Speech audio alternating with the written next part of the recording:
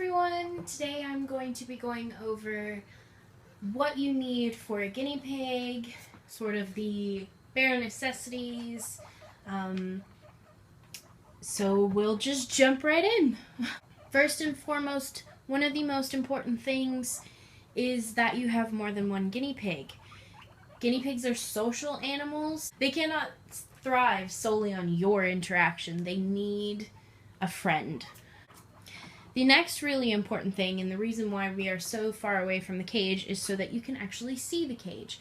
The cage needs to be large. The minimum sort of cage size for 2 guinea pigs, which is the minimum amount of pigs you should have, is a 2x4 CNC cage. That's a bit smaller than this. If you took the kitchen off, that would be a 2x4. Their old cage, if you've seen their cage tours, that was a 2x4. That is the minimum size for 2 guinea pigs. Bigger is always better with the guinea pig. The minimum for 3 is a 2x5. For 4, it's a 2x6, and so on and so forth. I will leave links to the minimum cage sizes, how they translate into centimeters, inches, that sort of thing, down below, so you can check that out. There will be a whole bunch of links down below. To meet the minimums for a cage size, realistically, you need a CNC cage or some sort of DIY cage. Reason being, there are no pet store cages that actually meet guinea pig cage standards. There is one that comes close. It's called the Midwest cage, I believe. But even for that, for 2 guinea pigs, you'd need 2 of them. So it sort of defeats the purpose, because I believe one of them is $60, so you're spending $120 on a cage, whereas for the cage I've got the boys in now, I spent $15 on the grids. I have 2 packs of grids going on here because I happen to have a base with the storage underneath. If you're not doing that, then you wouldn't need the second pack, so I'm not going to count that in my calculations. The Coroplast here was 4 feet by 8 feet for $12. So I came in right under $30 for their actual cage, which is half the price of one Midwest cage.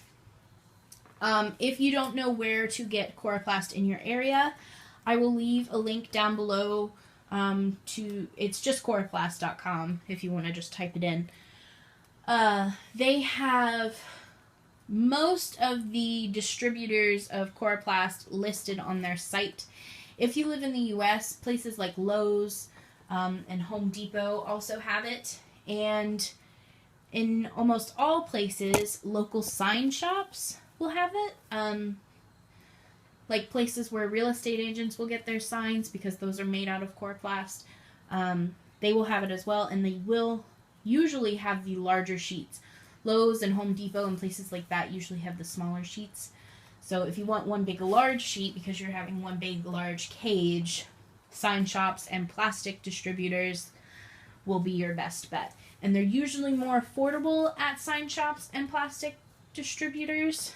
So check out coroplast.com to hopefully find out if you have a distributor in your area. The reason why guinea pigs need such a large space is actually because their main source of exercise is running. They do what I like to call zoomies. I will insert a clip of Pippin doing them late at night, so it'll be a bit dark, but you'll be able to see clearly what he does.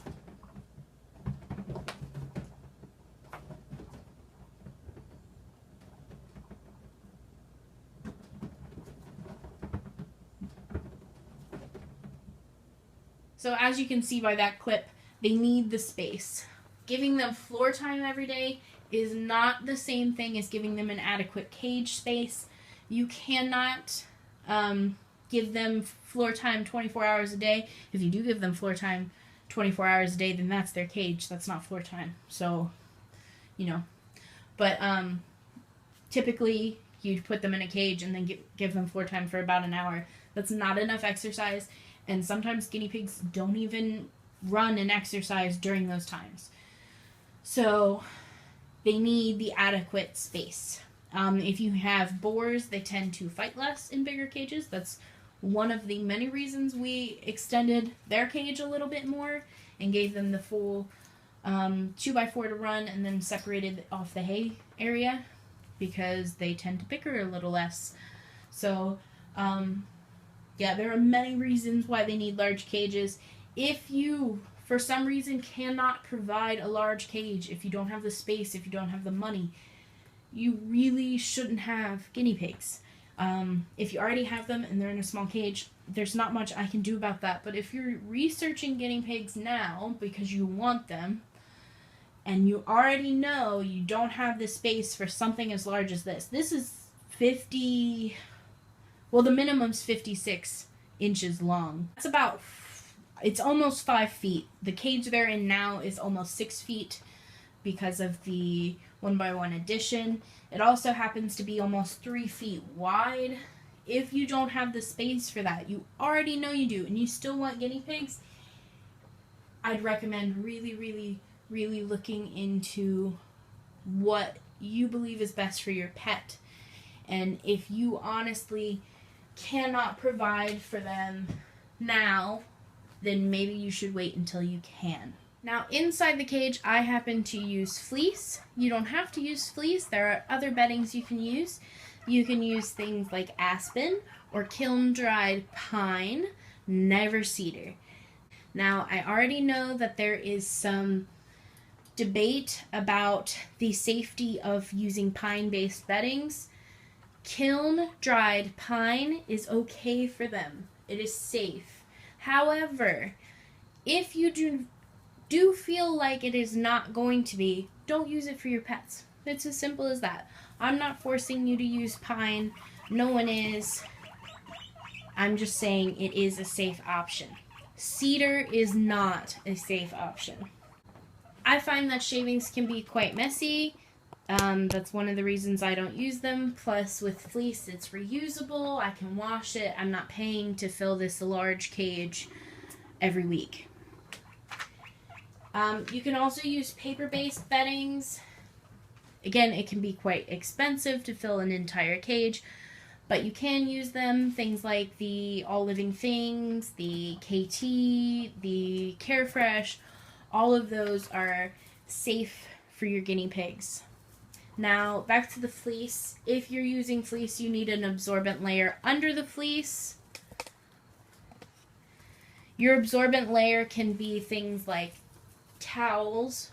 I do find that towels stink faster, but you can use them. Puppy pads, that can get pricey because they're disposable and you need to keep buying them. Newspaper, those happen to be a little less absorbent than most people would like them to be, so you have to change the cage out sooner. What I use is U-Haul furniture pads. Incredibly affordable, they're washable, and I believe one large one, which I can cut up and fit in my cage like 3 times, I believe. One of those is $7 in the US. And to ship it to you, it's only $14. So there's that. You can also use bed pads, which I also use, like incontinence bed pads for people that wet the bed. So you can use those, and they're washable. So again, one-time purchase, they can be reused. You can buy liners online. They can be a little pricey, so be aware of that ahead of time. I've seen many liners on Etsy, so those are totally an option. In fact, the pads I use here and in their potty spots, those are actually those I ordered online. So whatever it is, it has to be absorbent. Guinea pigs pee and poop a lot, which means anything you put down needs to be able to handle as much pee and poop as they let go of. As for in the cage, you're going to need some sort of hide. As you can see, I've got mostly fleece items in here. Like I've got a cuddle cup. I have, that's a tunnel. And then here we have a little willow tunnel, which also acts as a chew. And that is a bath mat, a little shag bath mat. They love them. I found this one in particular. It was 2 for $10 at Aldi. Also in the corner, I've built a little bunk bed. This is made out of grids, and then I've added pads into it and lined the grids with coroplast. You can use so many different kinds of hides, things like igloos and pet storehouses. Those all work as well. The main thing you want is you want something that's washable, or something you can sanitize. Again, the issue with guinea pigs is that they go to the bathroom a lot. Now, with them going to the bathroom a lot, that means that if you're using, say, a cardboard box, which you can because they do enjoy to chew on it, you will have to get rid of it pretty much after a day because they're going to pee on it. My guinea pigs love to play and sleep in brown paper bags from the grocery store, which is great, but they only last a couple hours before they pee on them and I have to get rid of them. So for hides that you're going to keep permanently in the cage, you want to be sure that they can be sanitized.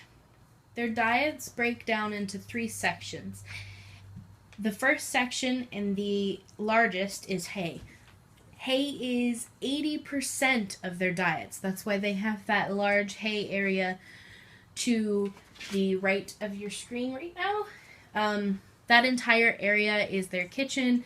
That is where their hay goes. The hay rack is full at all times or close to full. They are never out of hay. Hay is an incredibly important basis of their diet. It grinds down their back molars. It helps with their digestive system. It is incredibly important. It is not something you can skimp on, and it is not something that you should ever run out of. For hay, you do want hay, not straw. You want something that's green and somewhat soft. It can have little stocky bits in it too, but my guinea pigs tend to avoid the stocky bits. As you can see in their litter tray, they will pull it out and stand on them instead of eating them. So you want something that's green and soft. Usually you can put it in a hay rack like what I've got them in, or you can use hay bags. I've also used those. Hay bags, I recommend getting more than one because you'll have to wash them if they get pee on them. I actually don't use our hay bags as often because my guinea pigs do pee on theirs a lot, and currently we don't have a washer and dryer. We pay to do our laundry, so it's much easier for me to use something that I can just wipe off. Anyway, what you do want to avoid is alfalfa. If they are under 6 months old, alfalfa is fine. You can have it in their pellets, their hay, whatever. When they're adults, 6 months or older, you do not want alfalfa. It is too high in calcium for them, and when their diets are too high in calcium, it can cause a lot of bladder issues, including bladder stones, and calcified urine, things like that. So you want to avoid that. The next section of their diet is veggies, and you can see they are actually eating theirs right now, or some of theirs. I break theirs up throughout the day. Veggies are 15% of their diet.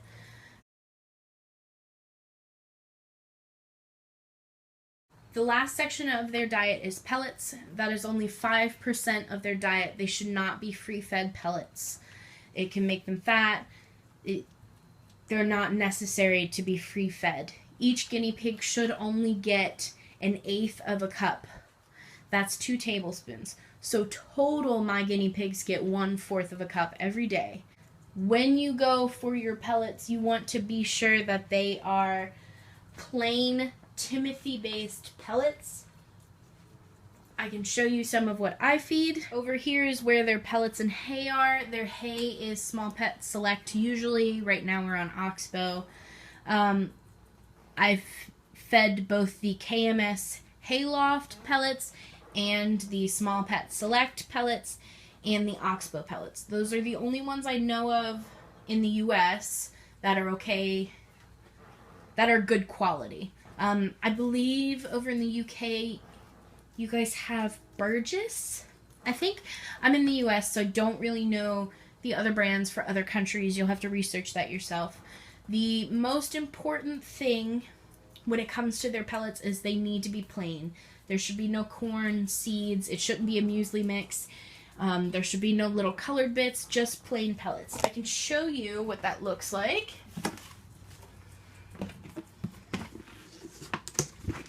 We just got,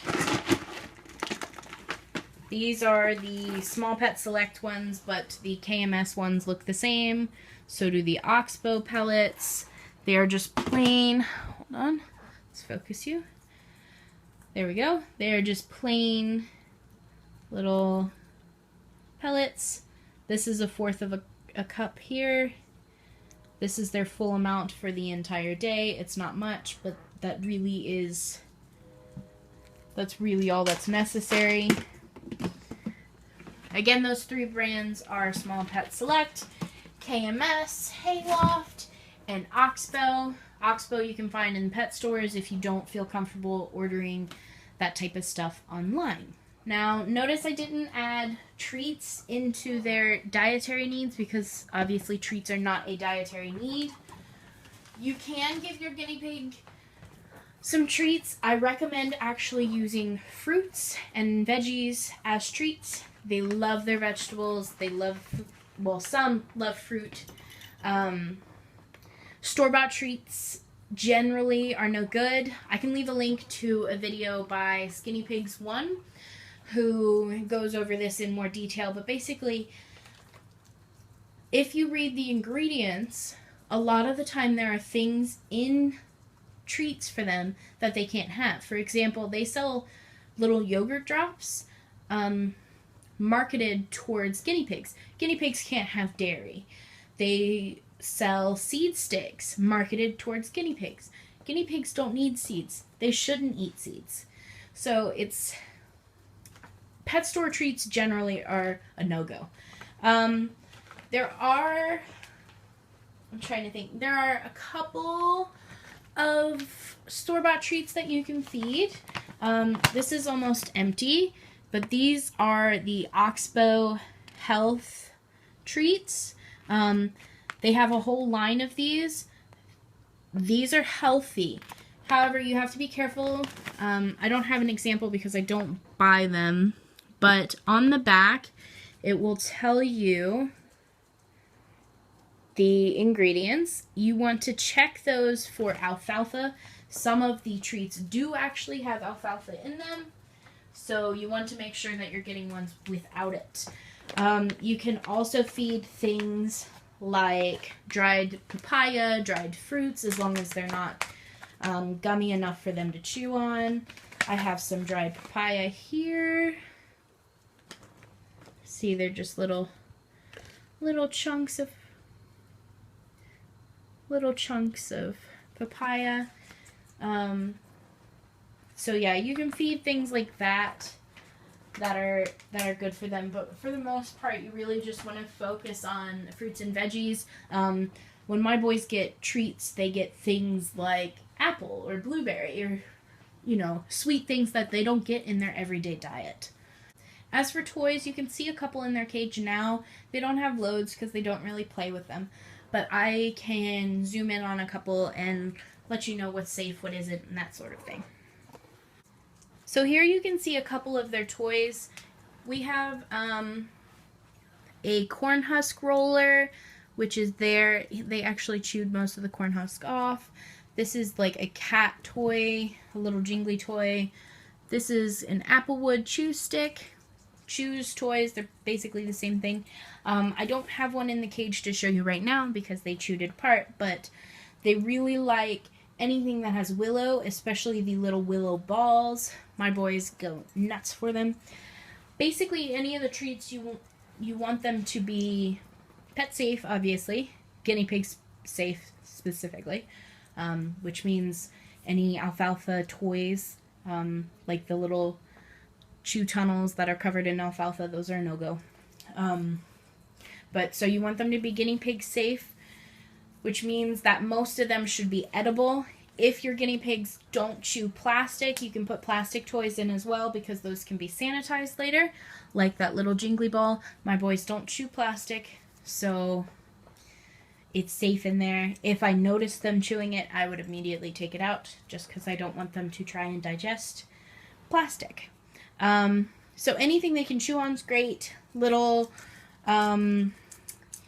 kebabs and hanging chews are good too. Cardboard is good. They like little cardboard toys. My boys like cardboard tubes. So things like that. Again, with the toys, they can't really be sanitized if they're edible. So if they're peed on or pooped on, and you can't clean it, they'll have to be tossed out. Like their cardboard tubes, they have a tendency to take them to bed with them. And of course, guinea pigs pee and poop where they sleep.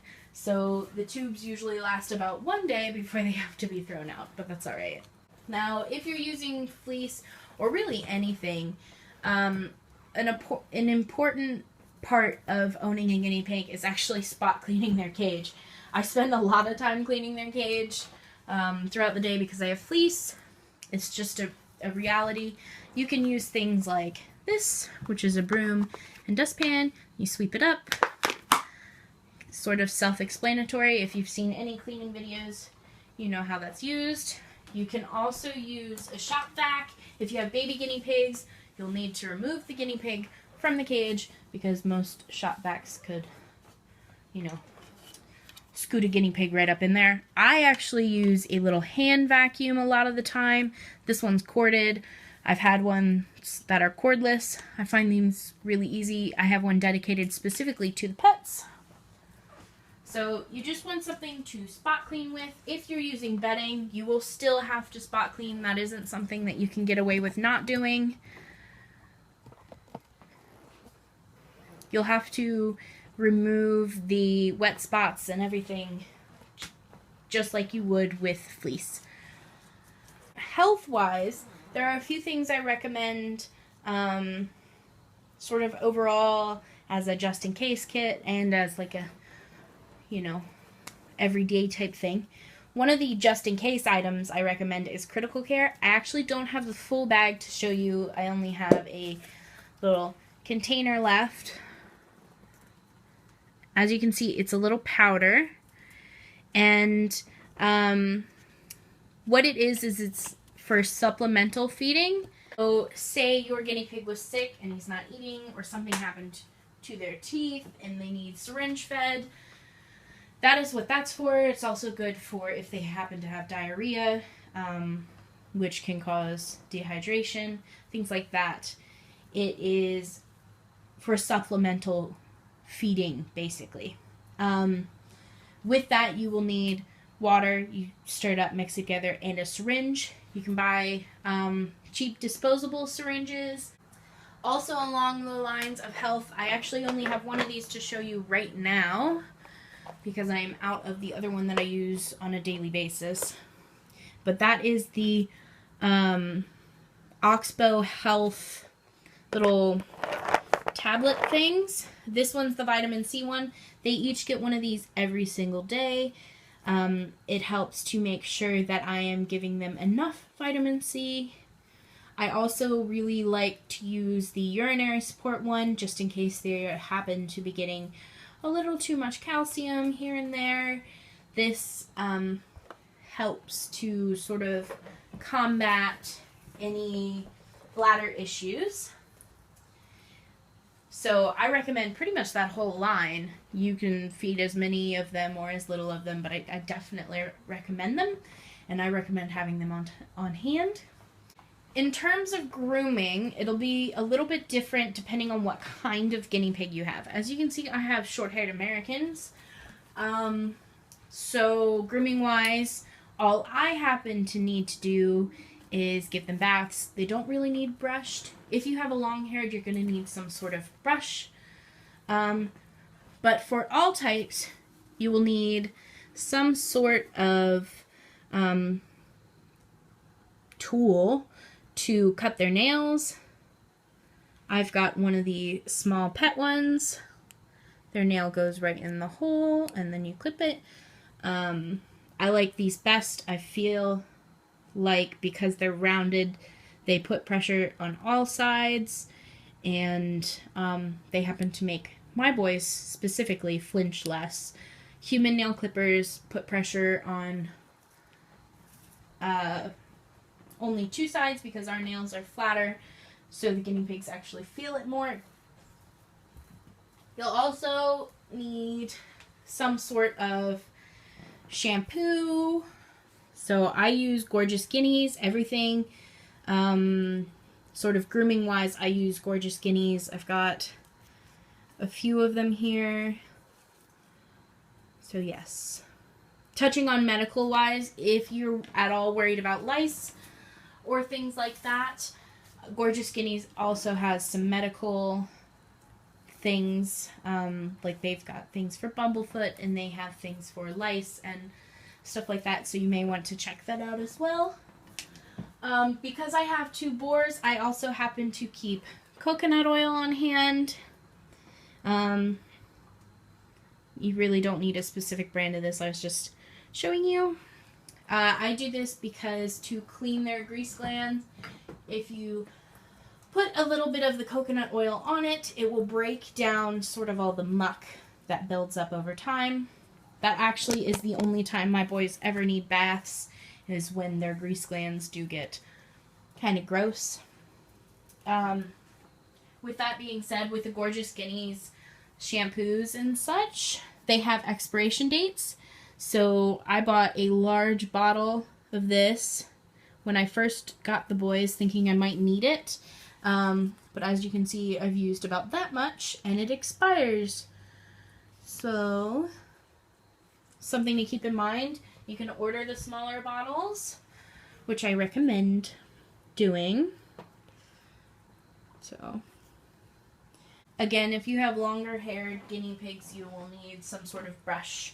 But I don't have long haired guinea pigs. I've never had long haired guinea pigs, so I don't have any recommendations for grooming them. If you need some recommendations for grooming them, I'd go over to some of the channels that do have long-haired guinea pigs. And then if you need recommendations for like skinny pigs, which again, I've never had, I recommend going over to the channels that have skinny pigs.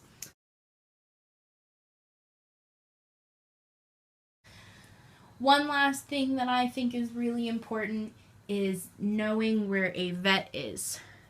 We happen to have a couple exotic vets because we have hedgehogs. Guinea pigs almost always need an exotic vet. The only time they don't is if you're taking them to somewhere like Banfield at PetSmart. Some of those, I'm aware, do take guinea pigs because PetSmart sells the guinea pigs. So if you're taking them somewhere like that, those vets aren't always exotic vets, but they do know small animals. So, but besides places like that, you almost always need an exotic vet, which means you are almost always going to need a vet fund. In fact, I recommend a vet fund immensely because things can happen at any point. Guinea pigs are prone to eye pokes. They're prone to bladder issues. They're prone to all kinds of medical issues. They can have strokes. There is a chance, at least once in your guinea pig's life, even though they don't need checkups, at least once in their life, they're probably going to need to go to the vet. So, before you get your guinea pig, and this goes for any animals really, you need to research in your area that you can get to a vet that will treat them. I also recommend having a 24-hour vet because most of the time when things happen, it's in the middle of the night. It's in a really inconvenient time, and that's just sort of how life is, and you got to take them into the emergency vet. Emergency vets are always almost double the regular vet's price. So you'll need to save extra money for that. Guinea pigs are not cheap animals. The hay can get expensive. The food can get expensive. You're buying veggies every week. They're not cheap pets. If you're a child and you don't make your own money and your parents say that you can get a guinea pig, that means that the parents need to be aware of it being their responsibility as well, which means they have to be aware that the guinea pig is going to take up almost an entire wall, or at least half of one, depending on how big your place is. Anyway, they need to be aware of how much space a guinea pig takes up, how much poop they create and pee, and how often the cage is going to need cleaned, and how often they're going to have to buy hay and food, and they're going to have to add veggies, extra veggies and stuff to their list, and they're going to have the money for the vet, and they'll have to be able to drive you there if you can't drive. So I can do another video on that itself, because people ask me all the time, how do I convince my parents for a pet? You don't. Your parents have to be on board 100%. I can do another video on that another time. Alright, I think that's everything. If I missed something, feel free to add it down in the comments below. If you're not already subscribed, please do. We'd love to have you. And like and comment as well. If you have any questions, comments, or concerns, always leave them down below. I will answer. You can also follow us on Instagram and like us on Facebook. Facebook goes directly to my own cell phone. So if there is some sort of emergency, which if it's a medical emergency, contact a vet. But if there's some sort of something you need to know urgently, go ahead and put it on my Facebook. I'll get it immediately. I guess we will see you guys next time. Bye!